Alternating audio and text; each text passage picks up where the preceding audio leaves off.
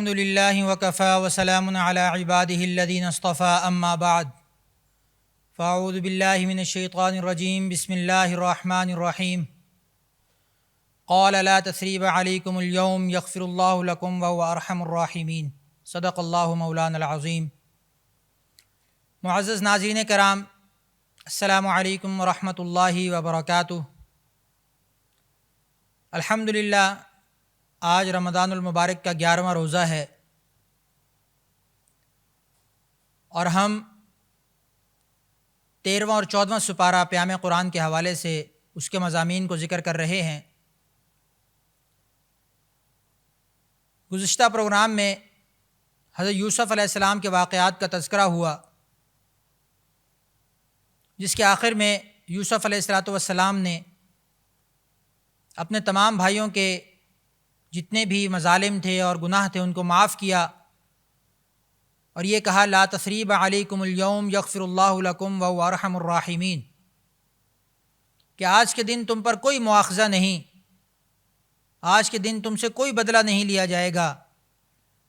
اللہ رب العزت تمہارے گناہوں کو معاف فرمائے اور وہی بخشنے والا اور مہربان ہے۔ تو یہ وہ ایک طریقہ ہے، یہ وہ ایک سنت ہے جو ہمیں سکھائی گئی کہ جب تمہارے ہاتھ میں اللہ رب العزت کوئی قوت، کوئی پاور، کوئی طاقت دے دیں، جب تمہارے ہاتھ میں اللہ رب العزت کوئی سپیریورٹی نصیب فرمائے، تو اس وقت اس کا کیسے استعمال کرنا ہے، اس کا جائز استعمال کیا ہے، اس کا صحیح استعمال کیا ہے، وہ یہی ہے کہ اپنے آپ کو اللہ کا مزید عاجز بندہ بناؤ، اپنی اس طاقت کو اللہ کے راستے میں استعمال کرو، اپنی ذاتی پسند ناپسند کو ایک طرف رکھ دو، اپنے ذاتی بدلے کو، اپنی ذاتی رنجش کو ایک طرف رکھ دو، بلکہ یہ دیکھو کہ اس وقت اللہ تم سے کیا چاہتا ہے، اللہ کی رضا کس چیز میں ہے، اور وہی یوسف علیہ السلام نے کیا، اور وہی حضرت محمد مصطفیٰ احمد مجتبیٰ صلی اللہ علیہ وسلم نے کیا کہ جب فتح مکہ کے موقع پر اللہ رب العزت نے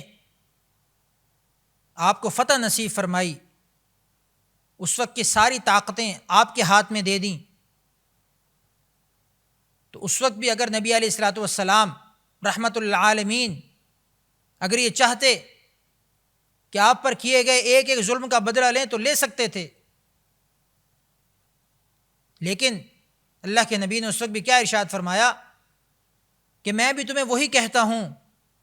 جو میرے بھائی یوسف نے کہا تھا کہ لا تثریب علیکم اليوم،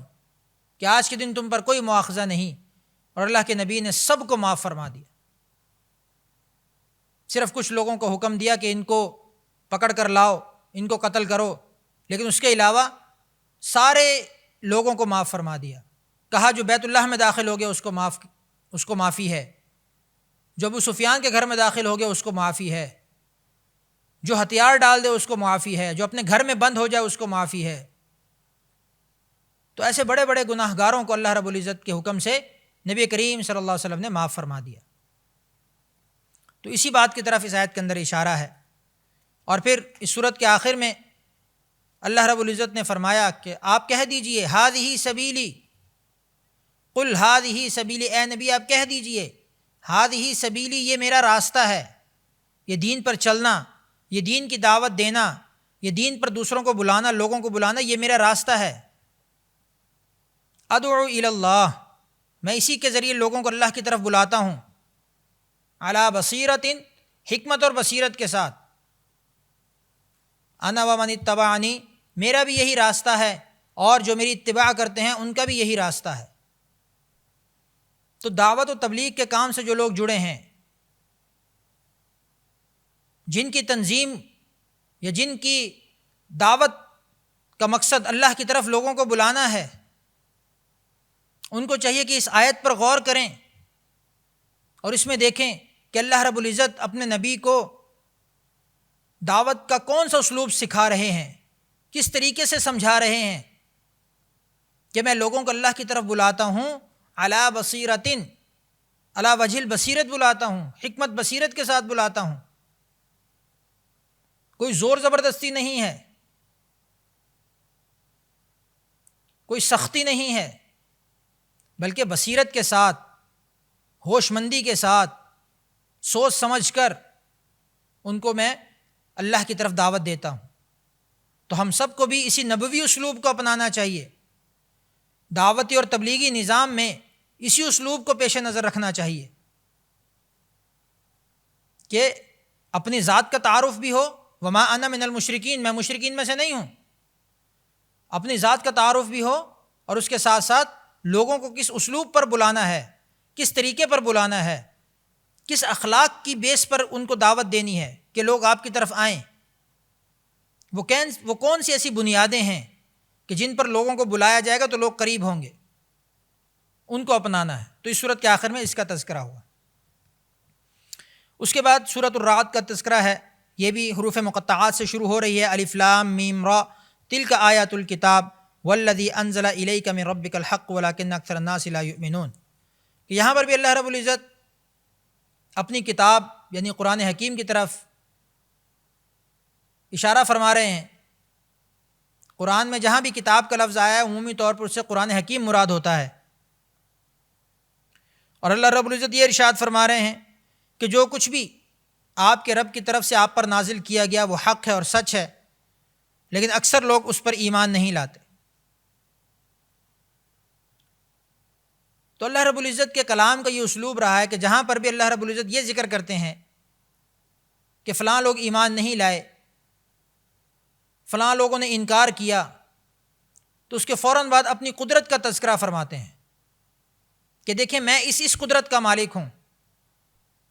میں یہ کر سکتا ہوں، میں نے یہ کیا ہے، اس کے باوجود بھی لوگ مجھ پر ایمان کیوں نہیں لاتے؟ اللہ نے فرمایا کہ اللہ الذی رفع السماوات والارض، اللہ الذی رفع السماوات بغیر عمد ترونہا، کہ اللہ تعالیٰ تو وہ ذات ہے جس نے آسمان کو بغیر ستون کے کھڑا کیا، پھر عرش پر مستوی ہوا،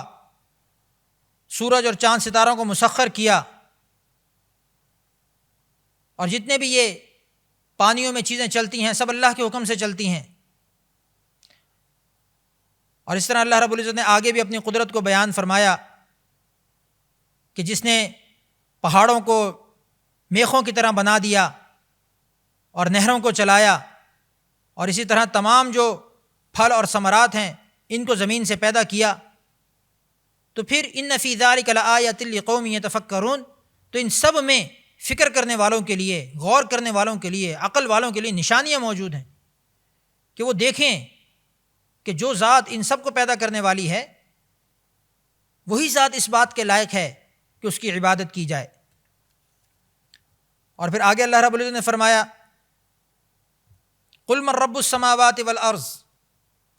آپ کہہ دیجئے ان سے کہ زمینوں اور آسمان کا رب کون ہے، اور پھر خود ہی جواب دیا کہ آپ کہہ دیجئے کہ وہ اللہ ہے، اور اگر تم اللہ کے علاوہ کسی کو بھی اپنا دوست بناؤ گے تو لا یملکون لانفسہم نفعا ولا ضرا، تو ان میں سے کوئی بھی ان کے لیے نہ کسی نفع کا مالک ہے نہ کسی نقصان کا مالک ہے۔ کون ہے؟ اللہ پاک فرماتے کہ کون ہے کہ جو تمہارے لیے اندھیروں کو روشنیوں کو برابر کرتا ہے؟ کون ہے جو تمہارے لیے اندھے کو اور دیکھنے والوں کو برابر کرتا ہے؟ پھر اگر اللہ تعالیٰ فرما رہے ہیں انزل من السماء ماء فسالت اودیہ، کہ زمینوں کو سیراب کرتا ہے، آسمان سے پانی برساتا ہے، تو یہ ساری قدرتیں بیان کرنے کے بعد اللہ تعالیٰ نے فرمایا کہ کذالک یضرب اللہ الامثال، اسی طریقے سے اللہ رب العزت مثالوں کو بیان فرماتے ہیں۔ آگے اللہ رب العزت یہ ارشاد فرماتے ہیں وَيَقُولُ الَّذِينَ كَفَرُوا،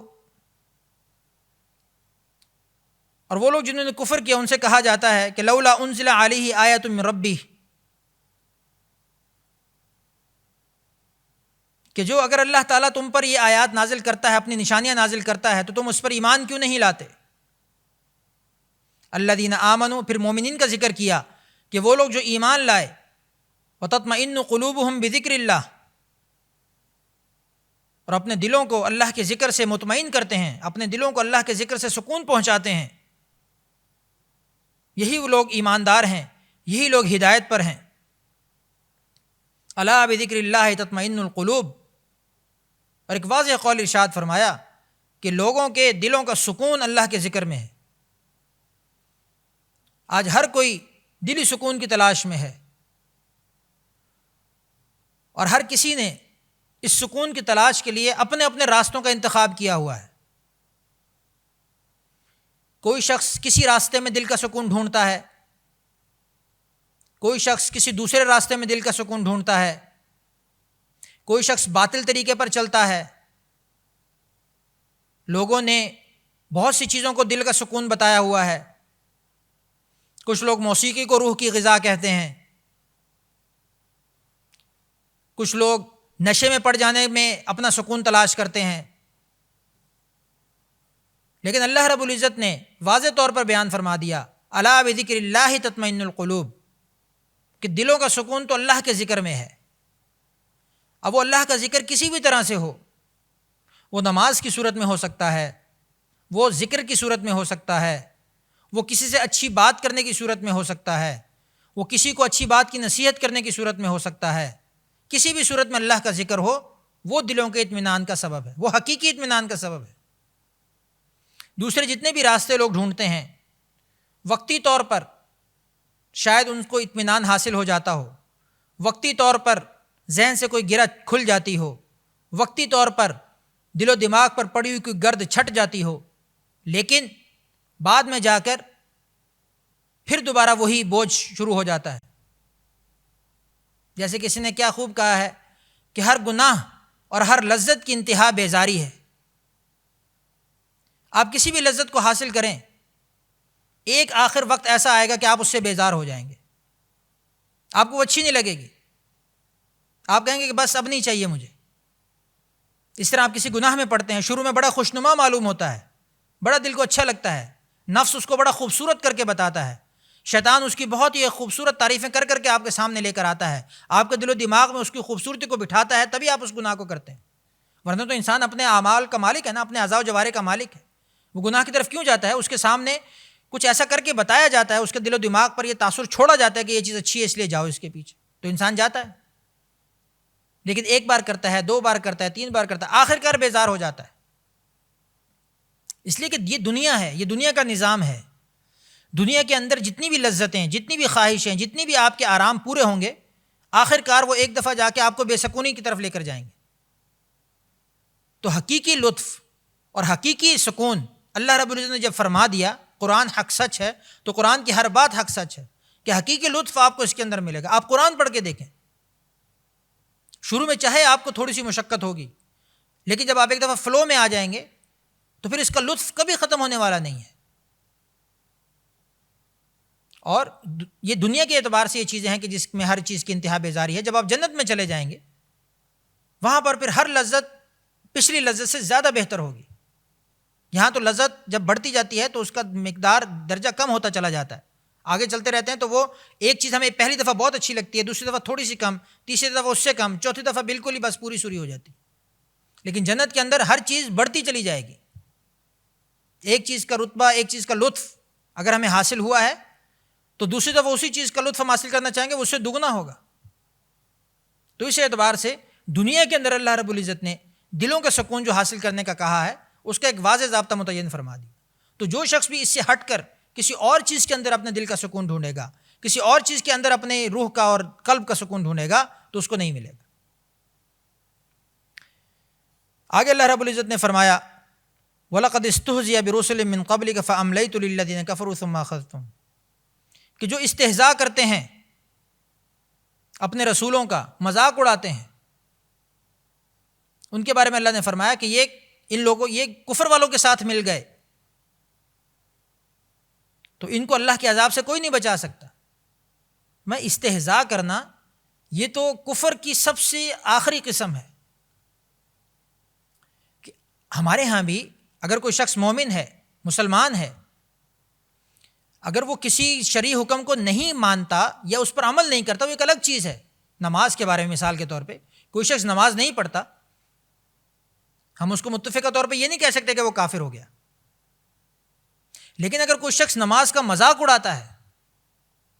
نماز کی توہین کرتا ہے، نماز کے عمل کی، نماز کے کام کو اس کا تمسخر بناتا ہے، تو شریعت کہتی ہے کہ وہ کافر ہو گیا۔ کسی کام کو کرنا نہ کرنا ایک الگ چیز ہے، لیکن شریعت کے کام کا، شریعت کے اراکین کا اور شعائر اسلام کا مذاق اڑانا یہ اس سے بڑھ کر چیز ہے۔ تو جو رسول کا مذاق بنائے، جو رسول کا تمسخر اڑائے، تو فرمایا کہ وہ سیدھے راستے پر نہیں ہے، وہ کافروں کے راستے پر، اور اس کا انجام خطرناک ہے۔ لہم عذاب فی الحیات الدنیا ولعذاب الآخرۃ اشق، کہ ان کے لیے دنیا کا عذاب بھی ہے۔ دنیا میں عذاب کی بہت سی مختلف صورتیں ہیں، ہم پر تو صرف وہی عذاب نہیں آ سکتا کہ جس کی نبی نے دعا کر دی کہ پوری عذاب سے پوری امت ہلاک نہ ہو، لیکن اس کے علاوہ جو مختلف تکالیف اور مصیبتوں میں ہم مبتلا ہیں، یہ کون سا کسی عذاب سے کم ہے؟ کسی سے پوچھ لیں، ہر ایک کی کوئی نہ کوئی ایسی پریشانی، ایسی مشکل میں وہ گرفتار ہے کہ جس کی وجہ سے اس کے باقی سارے کام اثر انداز ہو رہے ہیں۔ تو یہ کیا ہے؟ یہ اللہ کی طرف سے وہی عذاب ہے، وہی مشکلات اور پریشانیاں ہیں کہ جب ہم اللہ کے راستے سے ہٹتے ہیں تو اللہ ایسی پریشانیوں میں اور عذاب میں مبتلا کر دیتے ہیں۔ اور پھر فرمایا کہ ولا عذاب الآخرۃ اشق، کہ یہ تو دنیا کے عذاب ہے نا، آخرت کا عذاب زیادہ شدید ہے،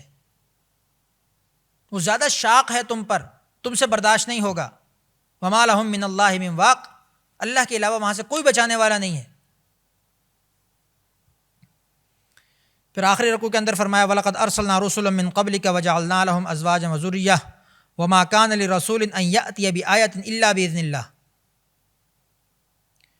اور کہتے ہیں کہ رسول کے ذمے جو کام ہے وہ یہی ہے کہ وہ اللہ کی نشانیوں کو آگے تک پہنچائے۔ رسول بھی اپنی مرضی سے کوئی بات نہیں کرتا، نبی بھی وہی کرتا ہے جو اس کو اللہ اجازت دیتا ہے، جو اللہ حکم دیتا ہے۔ لِكُلِّ أَجَلٍ کتاب، ہر چیز جو ہے وہ کتاب کے اندر موجود ہے۔ اور پھر آگے سورہ ابراہیم شروع ہو رہی ہے، یہ بھی حروف مقطعات میں سے شروع ہو رہی ہے، الف لام را کتاب انزلناہ الیک لتخرج الناس من الظلمات الی النور۔ سورہ ابراہیم جیسا کہ نام سے ظاہر ہے کہ اس کے اندر حضرت ابراہیم علیہ السلام کا واقعہ ذکر ہے۔ ابراہیم علیہ السلام بہت ہی جلیل القدر پیغمبر ہیں، اور ان سے اللہ رب العزت نے ان کی نسل میں پیغمبری کو جاری فرمایا۔ ان کے دو بیٹے تھے، اسماعیل اور اسحاق علیہم السلام۔ تو بنی اسرائیل کے جتنے بھی پیغمبر ہیں وہ سب کے سب حضرت اسحاق علیہ السلام کی اولاد میں سے ہیں،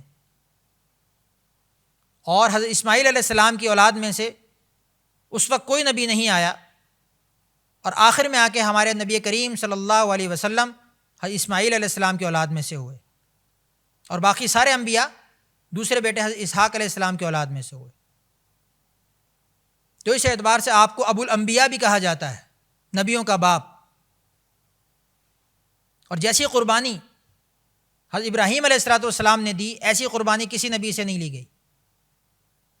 کہ خواب میں دیکھا کہ اپنے بیٹے کو ذبح کر رہے ہیں تو فوراً پتہ چلا کہ یہ اللہ کی طرف سے ایسے حکم ہے تو اپنے بیٹے کو لے کر نکل پڑے، آگ میں کودنے کا حکم ہوا تو کود پڑے۔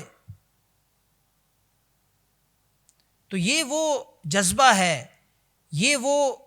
وہ اپروچ ہے اللہ کے سامنے اپنے آپ کو پیش کرنے کی کہ جو مطلوب ہے، جو آج ہمیں بھی چاہیے کہ اللہ کے آگے ہم سر تسلیم خم رکھیں، جو بھی حکم آ جائے پھر اس میں یہ نہ دیکھیں کہ یہ میرے قریب ہے، یہ مجھ سے دور ہے، یہ میری پسندیدہ ہے، یہ ناپسندیدہ ہے۔ لن تنالوا البر حتى ينفقوا مما تحبون، کہ نیکی تو اس وقت تک حاصل ہو ہی نہیں سکتی جب تک تم اپنی پسندیدہ چیز کو اللہ کے راستے میں خرچ نہ کرو، اپنی پسندیدہ چیز کو اللہ کے راستے میں قربان نہ کرو۔ تو ابراہیم علیہ السلام کی جو عظمت اور فضیلت ہم لوگ پڑھتے ہیں، سنتے ہیں، اس کے پیچھے ان کی یہی قربانیاں ذکر ہیں، اور یہی وہ نبی ہیں کہ جن کی سنت آج تک ہماری شریعت اسلامیہ کے اندر موجود ہیں۔ ہمارا جو قبلہ ہے وہ انہی کی بدولت ہے، اور وہاں کی جو زیارت کے جو اراکین ہیں، جو ارکان ہیں، اس میں بھی حضرت ابراہیم علیہ السلام اور حضرت حاجر علیہ السلام کی سنتیں موجود ہیں، کہ ان کی سنتیں اللہ رب العزت کو اتنی پسند آئی، ان کے طریقے اتنے پسند آئے کہ قیامت تک ان کو جاری فرما دی۔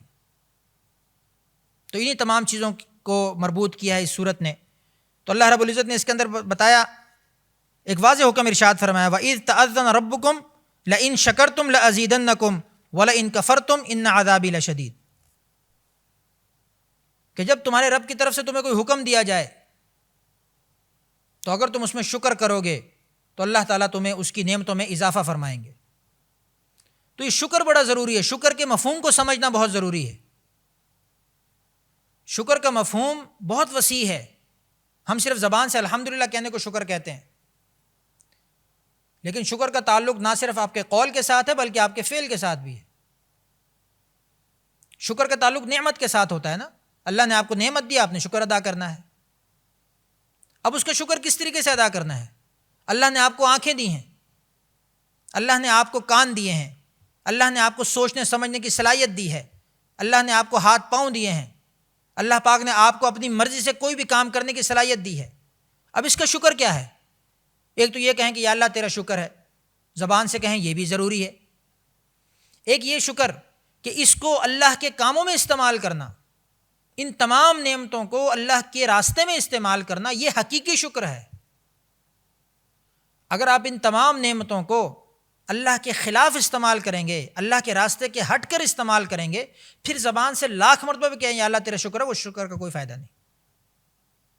تو اس شکر کا حکم دیا جا رہا ہے کہ اگر تم شکر کرو گے، اگر تم میری دی گئی نعمتوں پر شکر کرو گے تو لَأَزِيدَنَّكُمْ، میں اس میں زیادتی کروں گا۔ جو نعمتیں ہمیں میسر ہیں، خارجی نعمتیں میسر ہیں، ان پر شکر کریں گے، اللہ پاک ان میں برکت دیں گے۔ جو داخلی نعمتیں ہمارے جسم کے ساتھ متعلق ہیں، ان میں شکر کریں گے، اللہ ان میں برکت دیں گے، ان کی حفاظت فرمائیں گے، ان کو ضائع ہونے سے بچائیں گے۔ وَلَئِن كَفَرْتُمْ، اور اگر تم ناشکری کرو گے، تو ناشکری کرنے کا مطلب یہ نہیں کہ صرف آپ نے زبان سے ان کا شکر ادا نہیں کیا، بلکہ وہی مطلب ہے کہ آپ نے ان کو غیر اللہ کے کاموں میں استعمال کیا، غیر فی سبیل اللہ میں استعمال کیا۔ تو پھر اللہ تعالیٰ کیا فرماتے ہیں؟ وَلَئِن كَفَرْتُمْ، اگر تم نے ناشکری کی، إِنَّ عَذَابِي لَشَدِيدٌ، تو میرا عذاب بھی شدید ہے۔ تو یہ جو عذاب شدید کا حکم دیا گیا، اسی سے ظاہر ہوتا ہے کہ صرف زبان سے نہ کہنے سے نہیں ہے، کہ صرف آپ نے زبان سے الحمدللہ نہیں کہا تو اس پر عذاب شدید ہو گیا، ایسی بات نہیں ہے۔ عذاب شدید کا تعلق اسی چیز کے ساتھ ہے کہ آپ نے اللہ کی دی گئی نعمتوں کو غلط چیز میں استعمال کیا، آپ نے ان نعمتوں کو، ان راستوں کو، ان تمام جو طاقتیں آپ کو دی گئیں، جو سہولیات آپ کو دی گئیں، آپ نے ان کو غلط راستے میں استعمال کیا، تو اس پر اللہ کا عذاب آئے۔ اسی طرح اگلے رکوع کے اندر آپ نے اللہ رب العزت نے فرمایا وقال الشیطان لما قضی الامر ان اللہ وعدکم وعد الحق ووعدتکم فاخلفتکم، اور شیطان کہے گا، جب اللہ کا حکم آ جائے گا تو شیطان کے پیچھے چلنے والے جتنے بھی لوگ ہوں گے وہ سب قیامت کے دن اس کے پیچھے پیچھے چلتے چلتے وہ تو جہنم کے گڑھے میں جا کے کھڑے ہوں گے، اس کے کنارے پہ کھڑے ہو جائیں گے۔ اب وہ اپنے چیلے کو کہیں گے کہ بھائی ہم تو دنیا کے میں تیرے پیچھے چلتے تھے، اور تیرے پیچھے تیرے کہنے پہ تیرے پیچھے چلے، اور چلتے چلتے آج یہاں پہ آ پہنچے، تو اب تو ہی کچھ کر ہمارا۔ تو اس نے کہا کہ بھائی میں نے تو جو اللہ سے وعدہ کیا تھا میں نے تو اس کو پورا کیا ہے، اور باقی تم جو میرے پیچھے آئے ہو تم اپنی مرضی سے آئے ہو، میں نے تمہیں کچھ نہیں کہا تھا۔ اللہ نے تمہیں سوچنے سمجھنے کی صلاحیت دی تھی، تمہیں حق اور باطل ٹھیک کر کے بتایا تھا، اس کے باوجود تم حق کو چھوڑ کر میرے پیچھے آئے ہو، تو یہ تمہارا اپنا قصور ہے، اور آج نہ میں بچنے والا ہوں، مجھے تو پہلے سے ہی پتا تھا، اور نہ تم بچنے والے ہو۔ تو یہ جو آخرت میں ہونا ہے یہ اللہ رب العزت نے ہمیں پہلے بتا دیا، کیونکہ تکوینی نظام جب اللہ نے چلانا تھا تو اپنے ساتھ ساتھ شیطان کو مہلت تو دی ہے، لیکن اس کے ساتھ ساتھ یہ بھی کہا ہے کہ میرے جو بندے ہوں گے وہ جتنی مرتبہ مجھ سے معافی مانگیں گے میں ان کو معاف کرتا رہوں گا، چاہے تو جتنا مرضی ان کو پھسلا لے اپنی طرف۔ تو لیکن اس کے باوجود بھی اگر کوئی نہیں مانے گا تو وہ یہی ہوگا کہ وہ شیطان کے پیچھے پیچھے چلتے چلتے وہاں کھڑے ہو جائیں گے، اور پھر اس سے کوئی مدد مانگیں گے کہ ہم تو دنیا میں تیرے پیچھے چلتے رہے، اب تو ہی ہماری مدد کر۔ تو وہ تو کہے گا میرے ہاتھ میں اس وقت کچھ نہیں، مجھے تو پتہ ہی تھا میں نے یہاں آنا ہے، تو میں تمہیں بھی اپنے پیچھے لے اپنے وعدے کو پورا کرنے کے لیے۔ تو اس چیز سے بچنا ہے۔ فلا تلومونی ولوموا انفسکم، شیطان کہتا ہے مجھے ملامت نہ کرو، تم اپنے آپ کو ملامت کرو۔ ما انا بمصرخکم وما انتم بمصرخی، نہ آج میں بچنے والا ہوں نہ میں تمہیں بچا سکتا ہوں۔ اللہ تعالیٰ فرماتے ہیں الم تر الی الذین بدلوا نعمت اللہ کفرا واحلوا قومهم دار البوار، کہ اللہ تعالیٰ ایسے لوگوں کو پھر برائی میں اور برائی کے ٹھکانے میں اور ہمیشہ ہمیشہ کی تباہی کے ٹھکانے میں جگہ دیں گے۔ پھر اللہ تعالیٰ نے یہاں دو مثالیں بیان فرمائیں۔ الم تر کیف ضرب اللہ مثلا کلمۃ طیبہ، کہ اچھی بات کی مثال کیا ہے کہ انسان کوئی بھی بات کرتا ہے تو اچھا کلمہ، اچھی بات، دین کی بات، نصیحت کی بات، پازیٹیو بات، موٹیویشنل بات، کسی کو دین پر لانے والی بات، کسی کو اچھا محسوس کرانے والی بات، کوئی بھی ایسی بات، کلمۃ طیبہ، کوئی بھی اچھی بات، اس کی مثال کیسے ہے؟ کشجرۃ طیبۃ اصلها ثابت وفرعها فی السماء، وہ ایسا ہے، ایسا درخت ہے، ایسا پاکیزہ درخت ہے کہ اس کی جڑیں مضبوط ہیں اور اس کی شاخیں آسمانوں میں پھیلی ہوئی ہیں۔ ایسے ہی اچھی بات کی جو وائبز ہوتی ہیں وہ پوری دنیا میں پھیلتی ہیں۔ آپ کا ایک اچھا کلمہ، آپ کی ایک اچھی بات کسی کی پوری بگڑی ہوئی لائف سنوار سکتی ہے، اس کا اثر آپ پوری دنیا پر بھی دیکھ سکتے ہیں۔ آپ کی زبان سے نکلا ہوا ایک حرف کسی کی دنیا بدل سکتا ہے۔ تو اس کے بارے میں اللہ نے فرمایا کہ اصلها ثابت، اس کی جڑ مضبوط ہوتی ہے، وفرعها فی السماء تؤتی اکلها کل حین باذن ربها، کہ وہ اپنا پھل دیتا رہتا ہے پھر جب تک اللہ کا حکم ہوتا ہے۔ تو آپ کی ایک بات کا لگایا ہوا پودا، اس سے کتنے پھل نکلتے ہیں یہ آپ کو اندازہ ہی نہیں۔ اس بات کو سمجھیں کہ آپ کی ایک بات سے کتنے لوگ مستفید ہو سکتے ہیں۔ اللہ رب العزت نے اس کو ایک پاکیزہ درخت کے ساتھ اور اس کے سائے کے ساتھ اور اس کے پھلوں کے ساتھ مثال دی کہ ایک درخت کا سایہ کتنے لوگوں کے لیے مفید ہوتا ہے، اس کا پھل کتنے لوگوں تک پہنچتا ہے۔ وَيَضْرِبُ اللَّهُ الْأَمْثَالَ لِلنَّاسِ، اسی طرح اللہ رب العزت مثالیں بیان فرماتے ہیں تاکہ تم غور و فکر کرو، تاکہ تم نصیحت پکڑو۔ اور اس کے ساتھ دوسری مثال کیا بیان فرمائی؟ وَمَثَلُ كَلِمَةٍ خَبِيثَةٍ، اور گندی بات کی مثال۔ اب اس میں مفسرین نے بہت سی چیزیں کی کہ نیگیٹو بات، کسی کو ڈی موٹیویٹ کرنے والی بات، کسی کو غلط راستے پر لگانے والی بات، کسی سے جھوٹ بولنا، کسی کو گالی دینا، کسی کو برا بھلا کہنا، کسی کی غیبت کرنا، یعنی کچھ بھی بات کے ساتھ جو بھی غلط چیزیں ایڈ ہو سکتی ہیں، وہ کوئی بھی غلط بات ہو، اس کی مثال کیا ہے؟ کشجرۃ خبیثہ، ایسا ناپاک درخت، اجتثت من فوق الارض، اجتثت من فوق الارض مطلب کہ زمین سے جس کو اکھاڑ دیا گیا ہو، وما لها من قرار، اب اس کی زمین میں کوئی جگہ نہیں ہے۔ اب وہ ایسا درخت سائڈ پہ پڑا ہو تو وہ پڑا گل جائے گا، سڑ جائے گا، اس کی بدبو پوری عالم میں پھیلے گی۔ تو بری بات کی مثال بھی ایسے ہی ہے کہ وہ گویا کہ اس نے اگلے کو مردہ کر دیا، اگلے کی زندگی خراب ہو گئی آپ کی ایک بات سے، اور پھر اس کی بدبو پوری دنیا میں پھیلتی ہے۔ تو اللہ رب العزت اسی طریقے سے مثالوں کو بیان فرماتے ہیں تاکہ لوگوں کو سمجھ آئے اور لوگ اس کے ذریعے سے چیزوں کو سمجھنے کی کوشش کریں۔ پھر آگے اللہ رب العزت نے ابراہیم علیہ السلام کے توسط سے جب بیت اللہ کو بنوانا تھا تو کیا کہا؟ وَإِذْ قَالَ إِبْرَاهِيمُ رَبِّ اجْعَلْ هَٰذَا الْبَلَدَ آمِنًا وَاجْنُبْنِي وَبَنِيَّ أَن نَّعْبُدَ الْأَصْنَامَ، تو یہ کہ جب ابراہیم علیہ السلام نے کہا اے میرے رب، میں اس شہر کو امن والا بنانا چاہتا ہوں، اس شہر کو تیری شرک سے اور تیری نافرمانی سے پاک کرنا چاہتا ہوں، اور لوگوں کو اس بات سے روکنا چاہتا ہوں، اور اپنی اولاد کو اس بات سے روکنا چاہتا ہوں کہ وہ بتوں کی جو ہے وہ عبادت کریں۔ تو اللہ رب العزت نے کیا کہا؟ پھر آگے دعائیں کی، ربنا انی اسکنت من ذریتی بواد غیر ذی زرع، کہ یہ ایسی بے آب و گیاہ وادی ہے کہ جس میں کوئی زراعت نہیں ہے، کوئی اس کے اندر سبزہ نہیں ہے، کوئی کچھ نہیں ہے، تو میں میری ذریت کو میں یہاں بسانا چاہتا ہوں۔ تو پھر اللہ رب العزت نے وہاں پر سارے اسباب مہیا کیے، اور آج بھی آپ دیکھ لیں کہ اس حجاز مقدس کا جو علاقہ ہے وہاں پر اللہ رب العزت کی طرف سے کچھ بھی پیدا نہیں ہوتا، لیکن پوری دنیا جہان کی ساری چیزیں وہاں پر آپ کو میسر ہوتی ہیں۔ تو یہ اللہ رب العزت کی طرف سے اس دعا کا یہ نتیجہ ہے۔ پھر آگے بڑی مشہور دعائیں اس صورت کے آخر میں ذکر ہوئیں، ربنا انک تعلم ما نخفی وما نعلن، کہ ہمارے رب تو جانتا ہے جو کچھ ہم چھپا کر کرتے ہیں، جو کچھ ہم ظاہر کر کے کرتے ہیں، تو سب جانتا ہے۔ پھر رب اجعلنی مقیم الصلاۃ ومن ذریتی، کہ اے ہمارے رب مجھے نماز قائم کرنے والا بنا اور میری اولاد کو بھی نماز قائم کرنے والا بنا۔ تو نماز کی فرضیت اور اہمیت کو ذکر فرمایا۔ ربنا وتقبل دعا، ربنا اغفر لی ولوالدی، والدین کی مغفرت کی دعا کی۔ تو فرمایا نیک اولاد جو ہے وہ والدین کے لیے صدقہ جاریہ ہے۔ یہاں پر سکھایا گیا کہ والدین کے لیے بھی دعائیں کرو،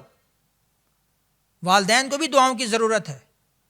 اور والدین کو بھی اسی لیے تیار کیا گیا کہ تم اپنی اولاد کے لیے کچھ بھی ایسا چھوڑنے کے اگر نہیں جاتے، کوئی مال دولت، تو کوئی فکر کی بات نہیں ہے۔ اگر تم ان کو تقویٰ سکھا کر چلے گئے، اگر تم ان کو نیک بات سکھا کر چلے گئے, نیکی کی راہ پر چلا کر چلے گئے, تو یہی تمہارے لیے صدقہ جاری ہے, یہی تمہارے لیے سب سے بہتر ہے کہ وہ تمہارے لیے بعد میں دعائے مغفرت کرے گی. تمہیں اور کیا چاہیے؟ تو یہ وہ سب چیزیں ہیں, یہ ہے وہ انسانی معاشرت ہے جو ہمیں قرآن سکھانے کی کوشش کرتا ہے, کہ جس کے ذریعے سے, جس کو سیکھ کر ہم نہ صرف خود اچھے انسان بن سکتے ہیں بلکہ ایک اچھا معاشرہ تخلیق دے سکتے ہیں. تو آج ہمارے سامنے جتنے بھی مسائل ہیں ان سب کا حل ہمیں قرآن مجید میں ملتا ہے, صرف تھوڑی سی غور و فکر کی بات. تو اللہ رب العزت سے دعا ہے کہ اس ماہ مبارک کے صدقے ہمیں قرآن کریم کو سمجھنے اور اس پر عمل کرنے اور اس کی تعلیمات کو پوری دنیا تک پہنچانے کی توفیق عطا فرمائے. وآخر دعوانا ان الحمد للہ رب العالمین.